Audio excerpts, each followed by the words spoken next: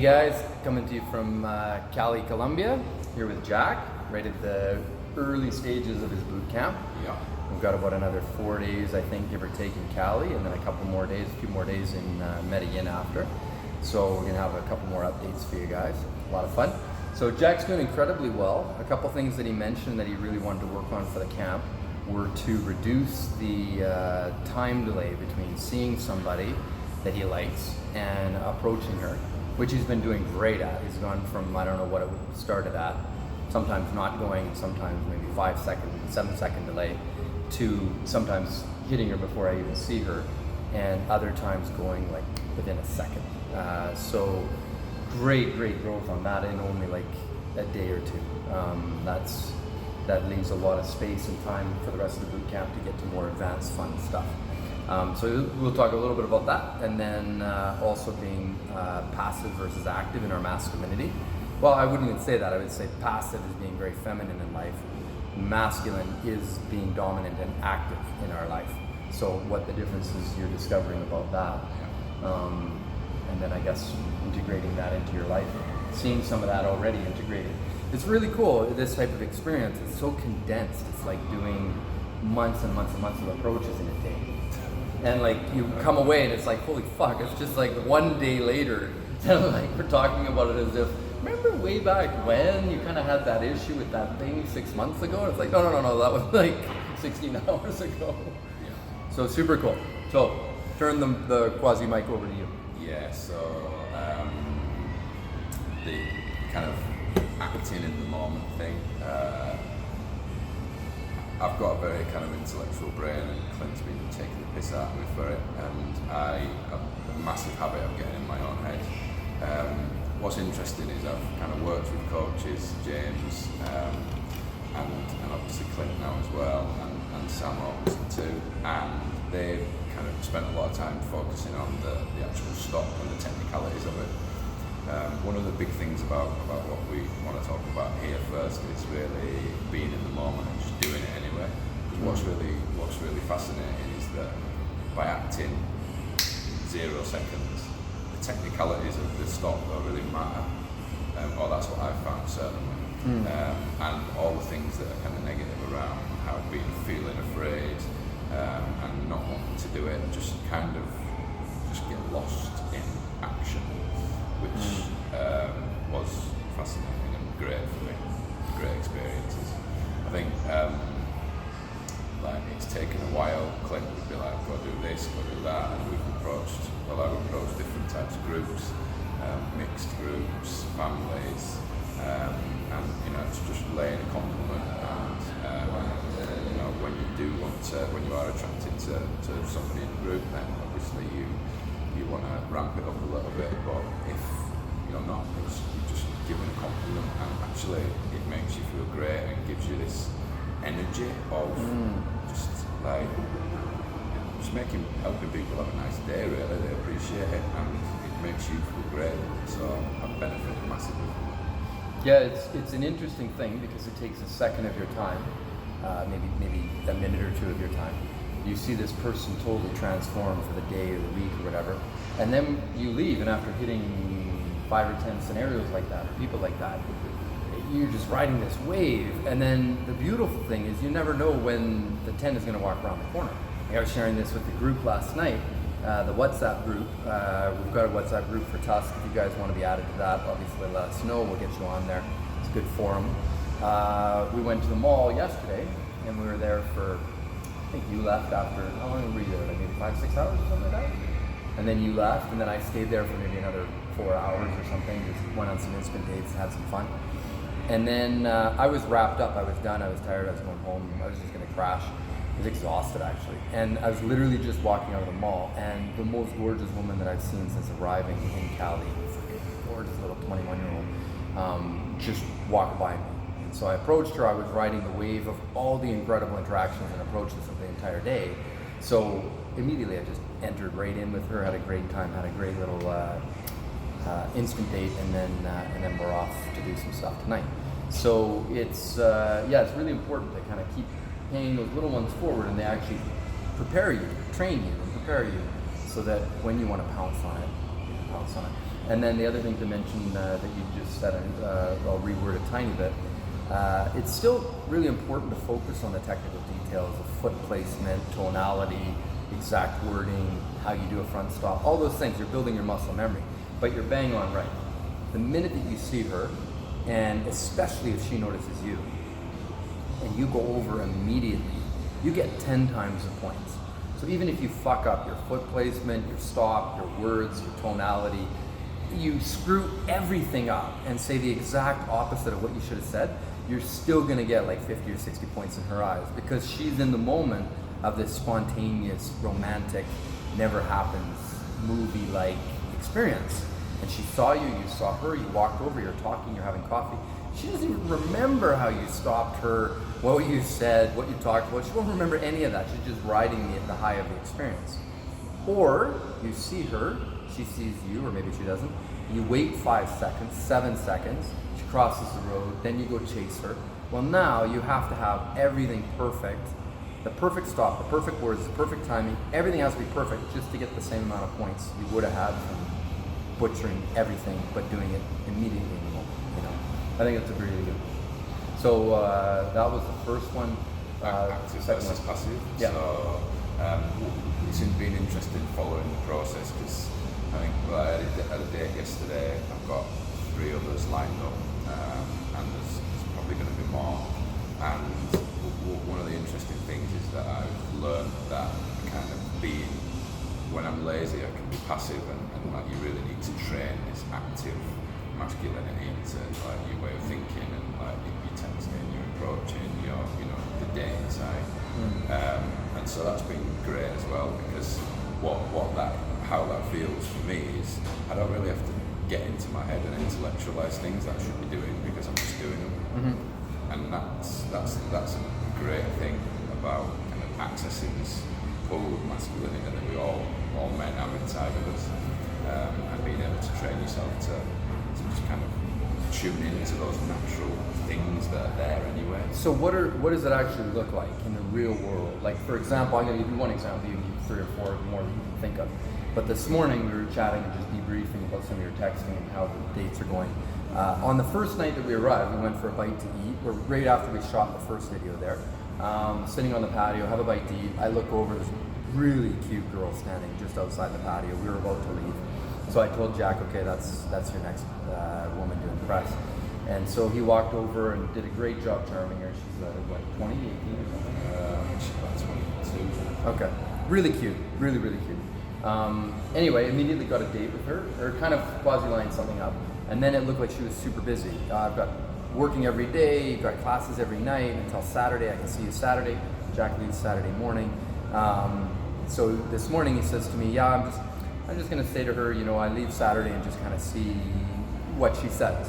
And I'm like, no, dude, you're doing that thing again. You gotta pounce on it. You gotta tell her what she's going to do. You have to take charge, be the leader, be the guide, and say to her instead, hey, look, I've got a window on Friday night. I'm gonna take you out for drinks. We're gonna have an incredible night. Like, you're stating what's gonna happen. So he texts her that instead, and what, 10 seconds later? She replies back, great, perfect, I look forward to it, I'd love to see you. So he would have not had the opportunity to see her, and one simple, tiny little modification of, instead of being passive, being active in 1 second, was literally the difference between potentially having a relationship or sleeping with her or whatever you want when you're with her. All that is accessible to you now, whereas one tiny little decision and you would have never seen her again. Yeah. Quite a big deal for literally 1 sentence, rewording the wording in 1 sentence. And the way that she responded now is very positive. So that's brilliant. It's a great example. Yeah, women love it because you're enabling her to feel feminine. So it's like, not only when you take the masculinity, not only are you stepping into the spotlight to say, hey, look at how fucking masculine I am and how great it is, you're also saying to her, because I'm so masculine, you can relax into your femininity. And she loves that. A lot of women don't ever get the opportunity to do that. And so you're giving her that gift. She loves it. She can relax her guard and just let you guide her and lead her, just like you're salsa dancing with her. So can you think of a couple other examples as far as the passive active Yeah, I think So usually tiny little things, but they're actually massive fucking things, but they're tiny to change. it's also kind of like questions in text. That's a good example as well, like making more statements and kind of leading and creating this. It's like the energy that I talked about, which is lives in action.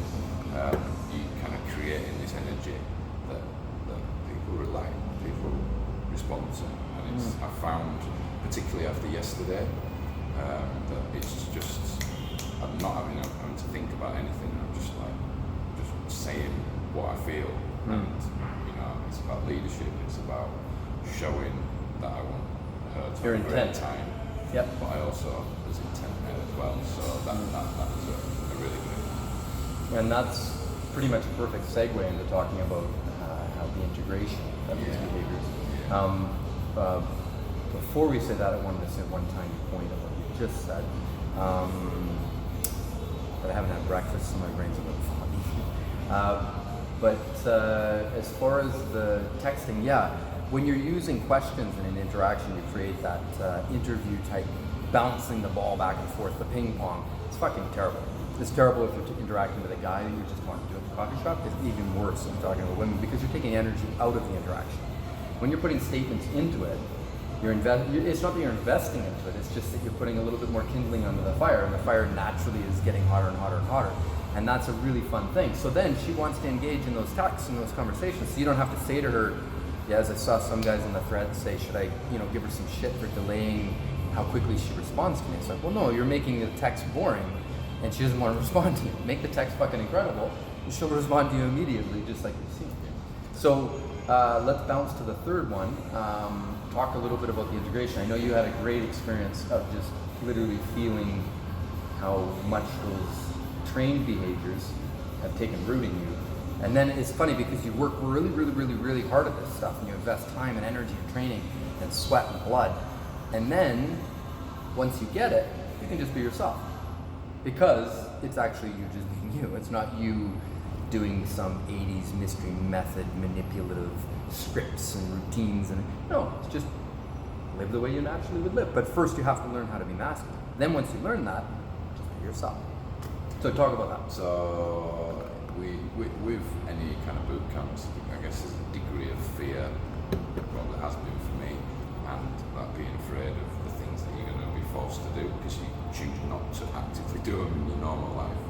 And what was great yesterday, I went on a date. I had to leave Clint